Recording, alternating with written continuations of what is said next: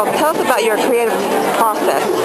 My creative process really stems from the city. I live in New York City, and so I'm really inspired by the city. You see so many amazing fashions, people art and stuff. It's also like beautiful architecture. You see beautiful flowers. And it's just like the city itself is so inspiring. And for me, it is a big character on the show, and it's part of who I am. I've lived there for 15 years now. It really does inspire me. It's part of my creative process is just kind of walk down the street and see what's going on. And it's not about looking at everything online or anything. It's really important to interact with the city. And then, as you were growing up, when did you first know that you were going to be a designer? I don't think I ever knew that I was going to be a designer. I think I always had a craving for fashion.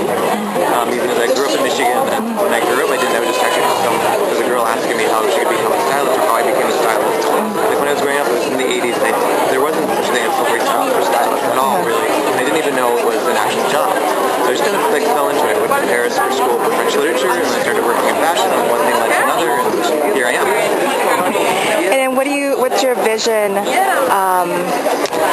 for yourself for the future? What do you have? More and more. My work here, in my first book, doing this one, it's waiting to have I'll give a little personal. Actually, you could go ahead. Yeah. I was going to grab a Sharpie tool, actually. Oh, okay.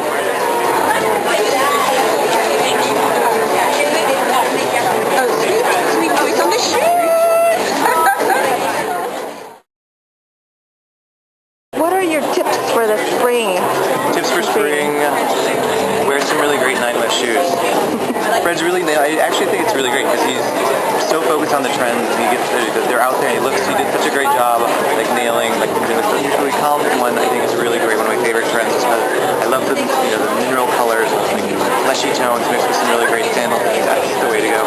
As far as actual trends, I'm all about statement bracelets for spring. I think the statement necklace is going to slowly phase out. I think in spring and summer it's nice to see a little bit of neckline and collarbone and just kind of layered up on your wrist. And sorry, one more question. What's your definition of beauty? Beauty, I think, is all about confidence.